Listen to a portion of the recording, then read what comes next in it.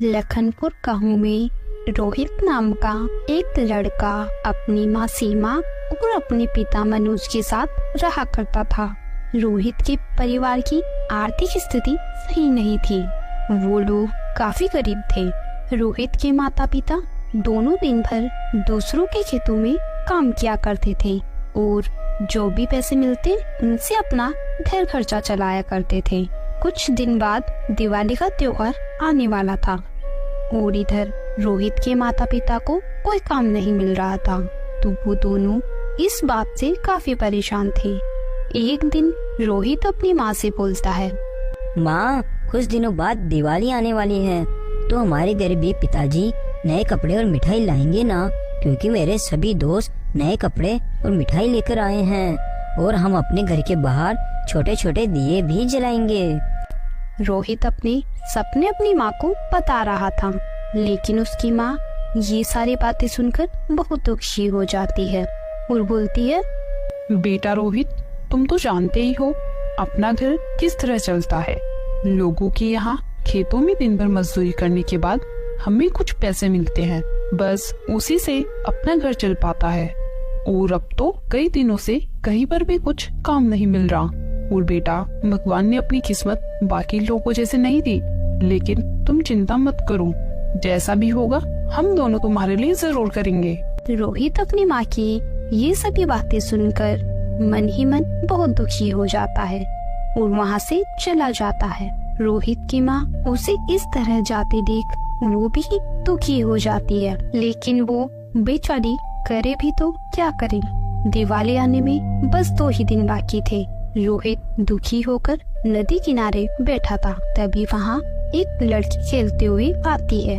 प्रिया रोहित को इस तरह दुखी देख के वो उससे बोलती है, तुम ऐसे यहाँ अकेले क्यों बैठे हो? अगर तुम चाहो तो मेरे साथ खेल सकते हो। मैं तुम्हारे साथ नहीं खेल सकता, क्योंकि तुम बहुत ऊंचे घराने की हो और मैं एक गरीब घर से हूँ। और अगर तुम मेरे साथ खेलोगी, अगर तुम्हारे मम्मी पापा ने देख लिया मेरे साथ, तो तुम्हें डांटेंगे। अरे तुम कैसी बातें कर रहे हो? मेरे पिताजी मुझे क्यों डांटेंगे? क्या तुम गरीब हो इसलिए?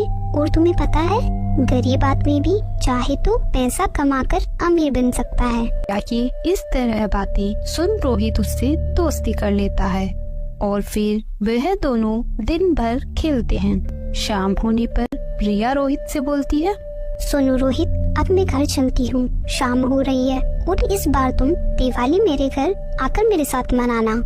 प्रिया की ये बातें सुनकर रोहित खुश हो जाता है और घर आकर सारी बात अपनी माँ को बताता है। माँ, प्रिया ने मुझे उसके घर दिवाली मनाने के लिए बुलाया है, तो क्या मैं उसके घर जा सकता हूँ? बेटा, वो लोग अमीर हैं, अपन बहुत गरीब हैं। प्रिया के माता पिताजी को तुम्हारा वहाँ जाना पसंद नहीं आएगा। तरह रोहित की माँ उसे समझाने लगती है, लेकिन रोहित अपनी माँ की एक नहीं सुनता और प्रिया ने मुझे बुलाया है, तो मुझे बस जाना है, जाना है, जाना है। रोहित के इतना जिद्दी करने पर उसकी माँ मान जाती है। लेकिन अगले दिन दिवाली थी, तो रोहित अपनी पुरानी धोई हुई ड्रेस पहनकर प्रिया के यहाँ जाता है। प्रिया भी रोहित को देखकर बहुत खुश हो जाती है और उसे अपने घर के अंदर लेकर जाती है। सुनो माँ, सुनो पिताजी, ये मेरा दोस्त रोहित है। प्रिया की माँ शारदा और पिता रघुवीर रोहित को इस तरह अपने घर में देखकर फिर गुस्सा हो जाते हैं और रोहित की गरीबी उसके कपड़ों से साफ नजर आ रही थी। और प्रिया के माता पिता को ये बिल्कुल भी पसंद नहीं था कि प्रिया किसी गरीब बच्चों से दोस्ती रखे। तो उसके पिता बोलते हैं, अरे प्रिया, हमने तुम्हें कितनी बार मना किया है कि गरीब बच्चों से दोस्ती नहीं रखना, क्योंकि ये गरीब बच्चे पहले तो अमीर लोगों से दोस्ती करते हैं और फिर उन्हीं के घर जाकर चोरी करते हैं। रोहित प्रिया के पिताजी की ये बातें सुनकर बहुत दुखी हो जाता है और उसे अपनी माँ की बात याद आती है। फिर रोहित वहाँ से रोता हुआ बाहर चला जाता है और बाहर आकर आसमान में पटाखे फोड़ते हुए दिखने लगता है। तभी थोड़ी देर में प्रिया भी बाहर आ जाती है और पटाखे फोड़ने लगती है। रोहित चुपचाप खड़ा प्रिया को देख रहा था, लेकिन तभी किसी ने प्रिया के ऊपर एक पटाखा फेंक दिया।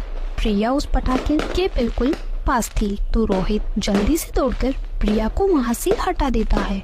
प्रिया के वहाँ से हटते ही वो पटाखा फूट जाता है। पटाखे की आवाज सुनकर प्रिया के माता पिता दोनों बाहर आ जाते हैं। पटाखे फूटने से रोहित के हाथ और पैर में थोड़ी थोड़ी चोट आ गई थी। प्रिया मेरी बच्ची, तुम्हें कुछ हुआ तो नहीं ना? पिताजी मुझे कुछ नहीं हुआ, क्योंकि अगर रोहित आज यहाँ ना होता तो जरूर मुझे कुछ ना कुछ चोट आ जाती। उसने मुझे हटा दिया और खुद वहाँ खड़ा हो गया। प्रिया की ये बात सुनकर उसके पिता को अपनी गलती का एहसास होता है। रोहित बेटा, मुझे माफ करना, मैंने तुम्हारे साथ बुरा किया, तुम्हें इतना बड़ा बुरा किया, फिर भी तुमने मेरी बेटी की जान बचाई। शेर जी, प्रिया मेरी बहुत अच्छी दोस्त है और एक दोस्त का फर्ज होता है कि दूसरे दोस्त की हमेशा रक्षा करना। मैंने तो बस वही किया है। तुम मुझे शेर जी मत बोलो, तुम मुझे चाचा जी बोलो और अंदर चलो। देखो तुम्हारे कितनी चोट आई है, मैं अभी डॉक्टर को बुलाता हूँ। फिर वो सभी लोग अंदर चले जाते हैं और प्रिया के पिता रोहित को बहुत सारे कपड़े और मिठाइयाँ और गिफ्ट देते हैं। फिर रोहित अपने घर चला जाता है। माँ, पिताजी देखो, प्रिया के पिताजी ने मुझे कितनी सारी गिफ्ट, मिठाई और कपड़े दिए हैं। रोहित को इतना खुश देखकर उसके माता पिता भी बहुत खुश हो जाते हैं। लेकिन रोहित की माँ की नजर उसके पैर में बंदी पट्टी पर पड़ती है, तो उसकी माँ पूछती है, अरे बेटा रोहित, तुम्हें ये क्या हो गया? तुम्हारे पैर में पट्टी क्यों बंधी है?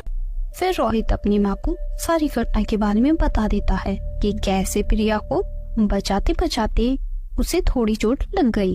तभी वहाँ प्रिया अपने माता पिता के साथ रोहित के घर आ जाती है। अरे मालिक, आप यहाँ? मनोज, तुम्हारा बेटा बहुत बहादुर है और बहुत ईमानदार है। आज अगर ये नहीं होता तो आज मेरी बेटी को पता नहीं क्या हो जाता। इसी ने मेरी बेटी की जान बचाई है। इसलिए मनोज, मैं चाहता हूँ आज तुम सभी हमारे साथ दिवाली मनाओ। ये सब सुनकर रोहित का परिवार काफी खुश हो जाता है, क्योंकि उनकी ये पहली दिवाली थी जिसमें उनके घर कई प्रकार की मिठाइयाँ, नए कपड़े, गिफ्ट आए थे। शाम को रोहित के परिवार ने नए कपड़े पहनकर प्रिया के परिवार के साथ दिवाली मनाई। इस कहानी से हमें यह सीख मिलती है, हमें कभी भी किसी भी गरीब व्यक्ति को परेशान नहीं करना चाहिए और हमेशा उनकी मदद करना चाहिए, क्योंकि हर गरीब व्यक्ति एक जैसा नहीं होता। अगर आप हमारे चैनल पर पहली बार आए हैं तो चैनल को सब्सक्राइब करें और वीडियो को शेयर करें।